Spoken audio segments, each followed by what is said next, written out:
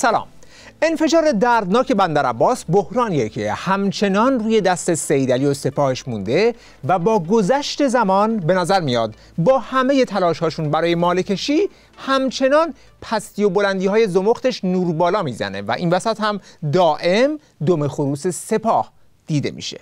هیچ گونه محموله وارداتی یا صادراتی برای سوخت و یا کاربرد نظامی در محدوده حادثه آتش سوزی و بندر شهید رجایی وجود نداشته و ندارد و برخی خبرسازی ها که با فضاسازی هدفمند از سوی رسانه های بیگانه برای همسویی با عملیات روانی دشمنان انجام میشه خب مسبوق به سابقه هست. در طی همین انفجاری که رخ داد در طی این یک هفته 36,000 دروغ یا بر علیه سپاه یا بر علیه نظام یا نسبت به اصل قضیه گفتند و نوشتند در فضای مجازی تا ذهنها را درگیر کنند، تا این موشکی که باعث اقتدار من و شماست بگویند این انفجار به خاطر اینه که شما رفتید دنبال ساخت موشک.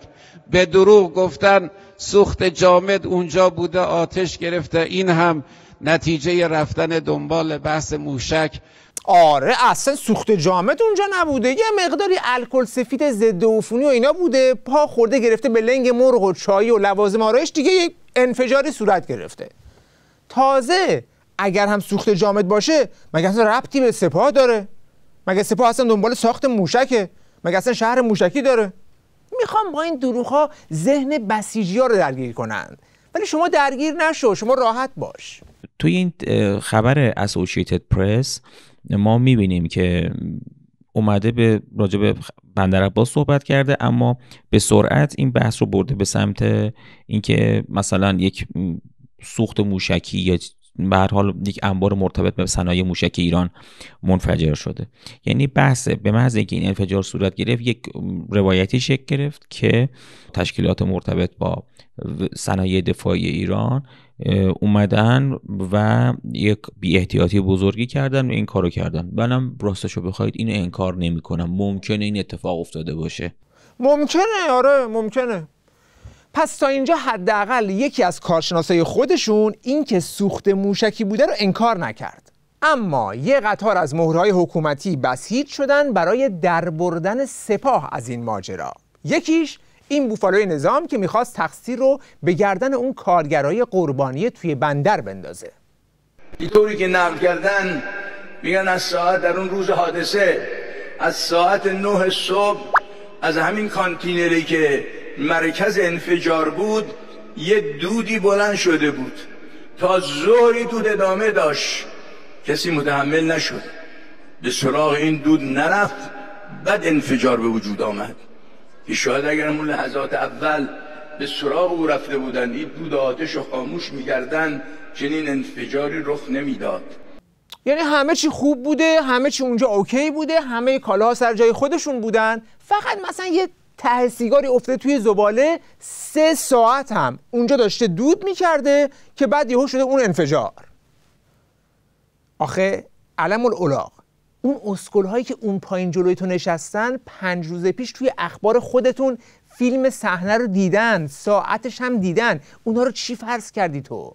بر اساس تصاویر دوربین مداربسته محوطه بندر شهید رجایی که همکنون مشاهده می‌فرمایید، ابتدا در ساعت 12:05 آتش به صورت محدود از یک کانتینر که به نظر میرسه حاوی مواد اشتعال‌زا بوده آغاز میشه و پس از مدت حدود 1.5 دقیقه حریق گسترش پیدا میکنه. حالا هر مهملی که تا به حال دیدید رو بذارید کنار.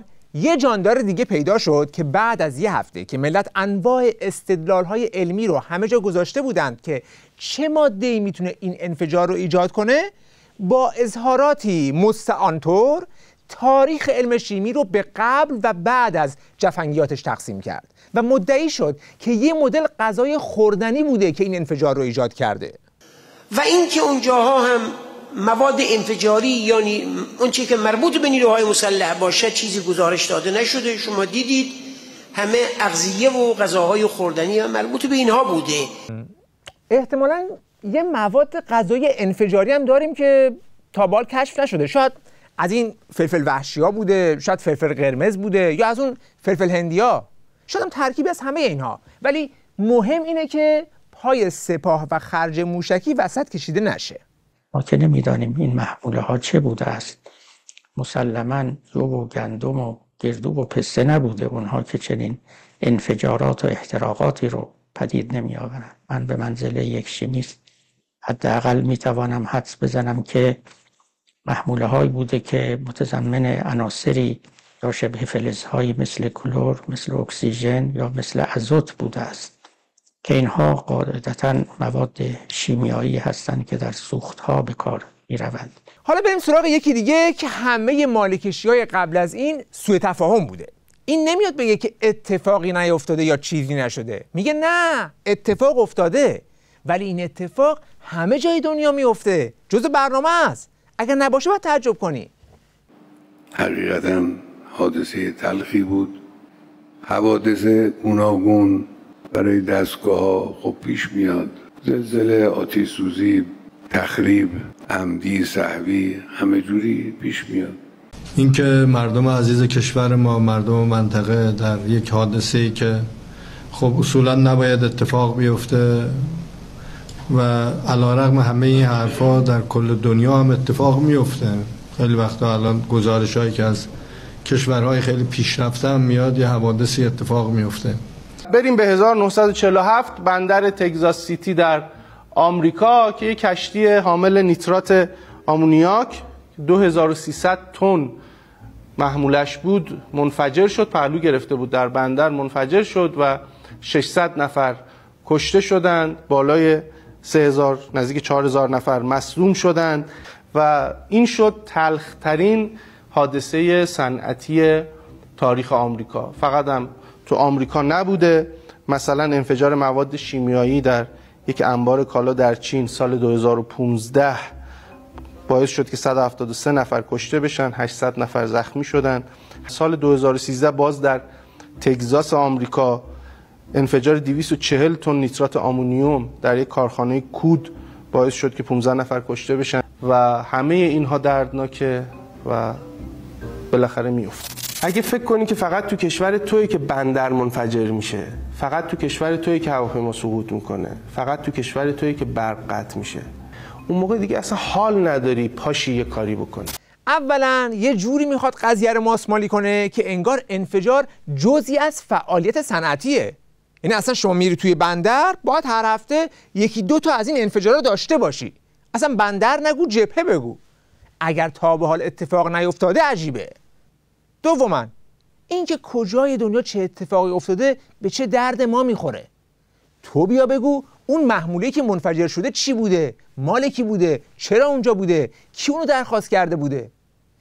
برای اینکه اینا رو بپوشونه میره تگزاس 1947. شما چیکار کردن با تو؟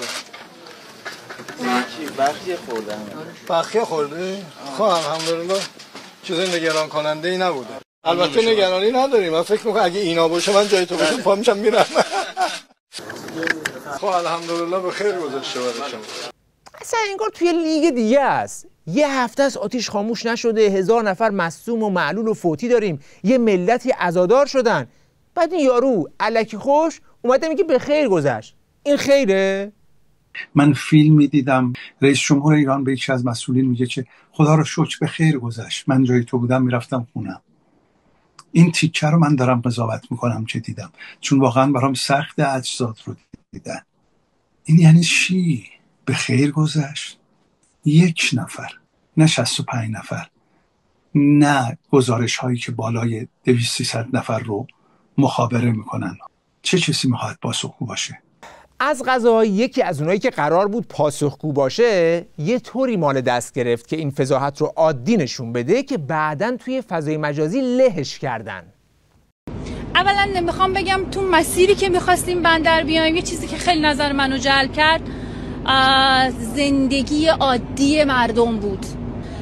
میوه فروشی ها بساطشون پهن بود، مردم حضور داشتن و در خیابون هایی که منتهی میشه به بندر متاسفم از اون رئیس جمهور، متاسفم از اون وزیر راه که واسطه تو پاک میگه من رفتم همه چی عادیه، همه چی تو روال خودشه. هرمزگان قتلگاه شده، هرمزگان 1000 نفر اینجا مردن، میگه 28 نفر. خدا نعلت کنونی کو 28 نفر؟ یا جواب منو بده ببینم کو 28 نفر؟ کجا 28 نفر داده؟ اون وقت شما میگه که ماهواره گوش ندید، دروغ میگه. پس کی راست میگه؟ یعنی نسکشیه. اینجا نسکشی نیست، نسکشی نیست. برادر من تو آتیش مونده.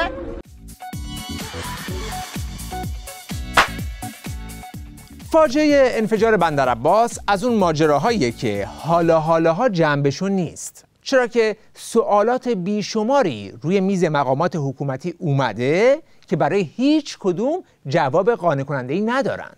سوال من این هستش که چرا اطلاع رسانی اولیه درباره انفجار بندر شهید رجایی با تغییر و تناقض همراه بود؟ بفرمایید که این ناشی از ضعف مدیریت بحران بوده یا سانسور رسانه‌ای؟ برخی از کارشناسان و نمایندگان مجلس معتقدند که دلیل این اتفاق تلخ توی بندر شهید رجایی این بوده که دستگاه‌های نظارتی مثل ایکس ری وجود نداشته. دوباره درباره بندر سوال کنم چون از توضیحات شما قانع نشدیم. خب به هر حال واقعیت اینه که نه، اطلاع رسانی بسیار بدی از حوزه میدان، پر از زد و نقیض که ما تا همین لحظه حتی تعداد مفقودی رو نمیدونیم. باز هم به دلیل اطلاع رسانی خیلی بد این فاجعه الان بسیاری از افراد در شهرها و استانهای دیگر ما عزادار کرده. دقیقاً موضوع چی بود؟ این رو عرض بکنم که ما محرمتر از مردم نداریم، لذا هیچ گونه سانسور خبری در این میان نیست. هیچ چیزی رو از مردم پنهان نکردیم و پنهان نمی کنیم از مردم هیچ چیزی رو. یعنی واقعا هیچ چیزی رو نمیخوای پنهان کنی؟ مطمئنی؟ اوکی. خب ساده‌ترین سوال اینه، علت انفجار چی بوده؟ اون محموله‌ای که منفجر شد چی بوده؟ میگن که شرکت وارد کننده محموله وارد شده رو به درستی اظهار نکرده. بررسی همکاران ما هم فعلا در این مرحله این موضوع رو تایید میکنه. یعنی اگر این اعلام میشد که این محموله خطرناک هست، علالقاعده نباید اینجا نگهداری میشد.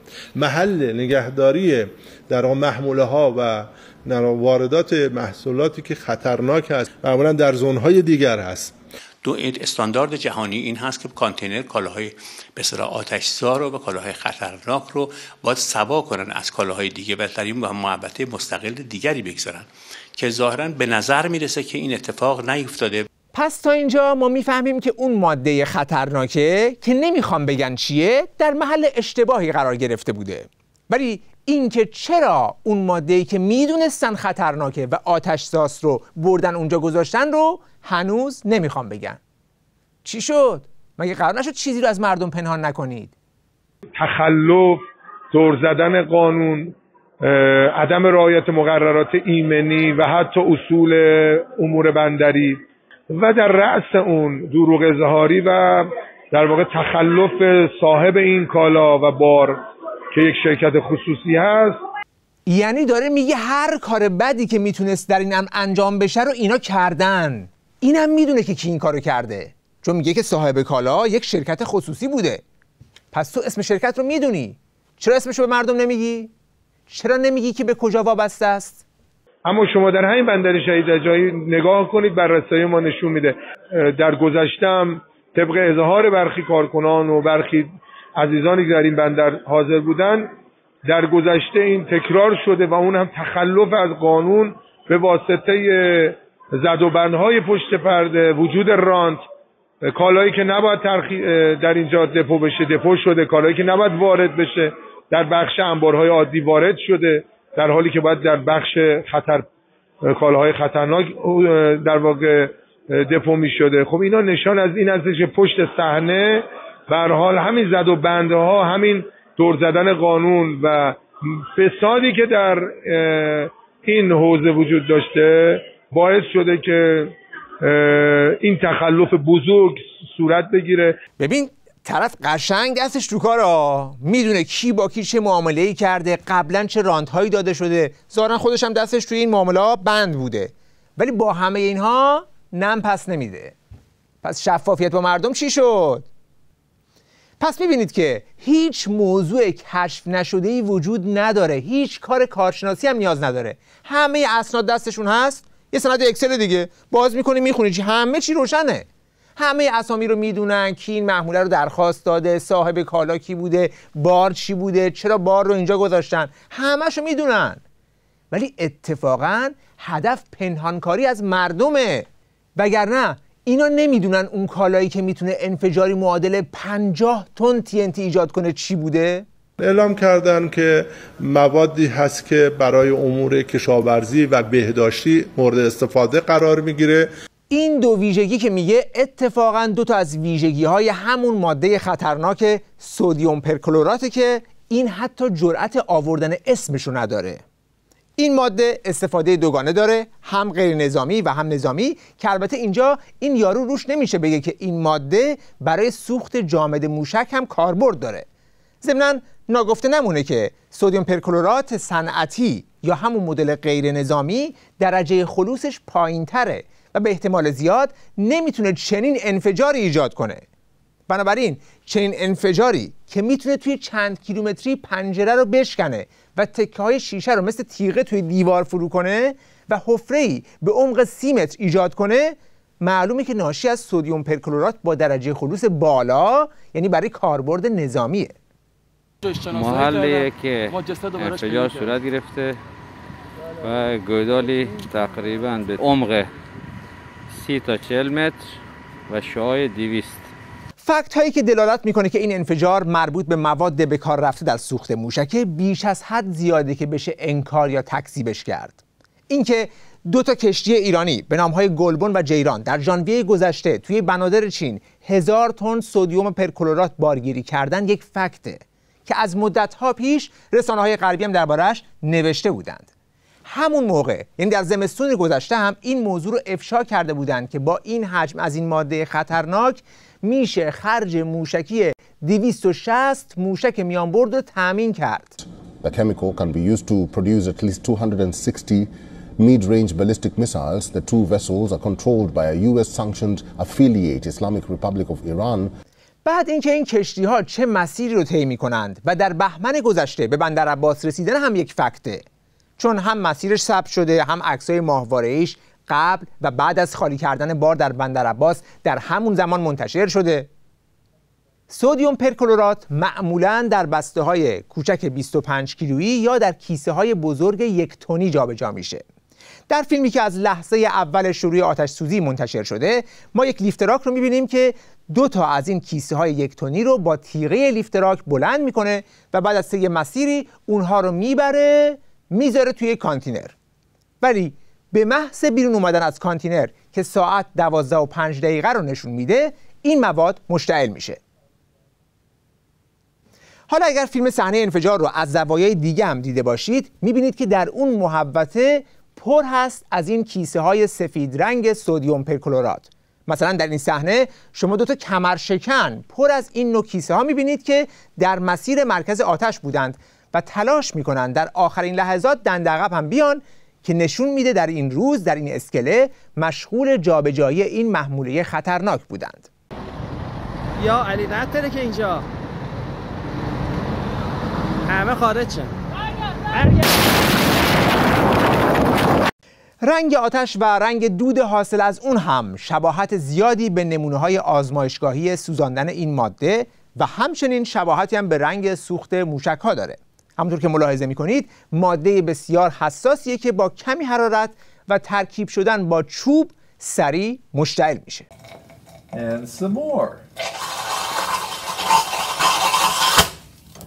اینکه چرا این بار خطرناک و این محموله نظامی تو بندر تجاری دپو شده هم براش دلیل و فرضیه زیادی آوردن.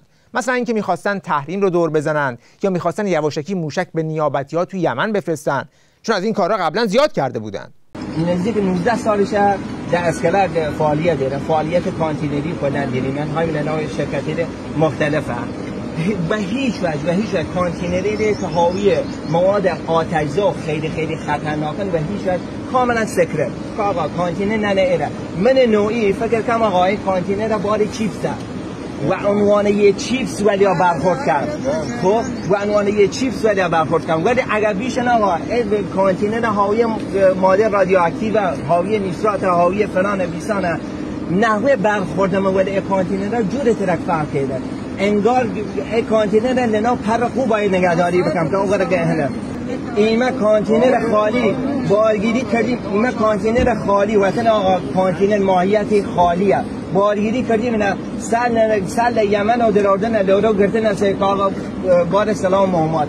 یک فرضی هم اینه که شاید به این دلیل بوده که چون بار کشتی لو رفته بود میخواستن اینجوری با هدایت بار به بندر تجاری بگن که نه این اصلا نظامی نبود و از این مسیر بار رو به مقصد برسونن و به اصطلاح ضد تعقیب بزنن. مقصدم کجا بوده؟ همون شهرهای موشکی که هر چند وقت یه بار برای روحیه دادن به بسیجی ها رونمایی میکنند. موشک های خیبرشکن، قدر اج، سجیل، عماد، حاج قاسم و کروز پاک.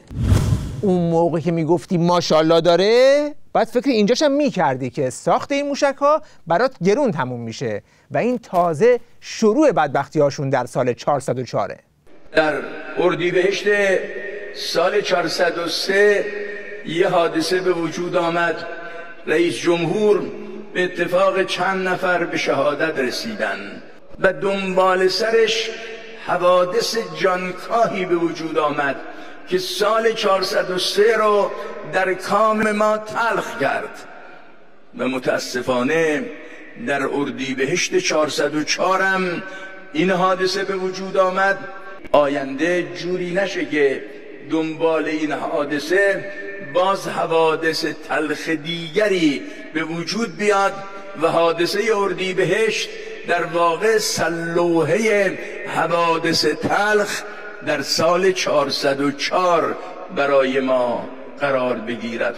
دنبال حادثه دیگه نباش. فعلا که یقه سپاه توی همین انفجار بندر عباس بد جوری گیر کرده و راه خلاصی هم براش نیست و این اتفاق هم چیزی نیست که از حافظه مردم ایران پاک بشه. وقت بخیر و خدا نگهدار.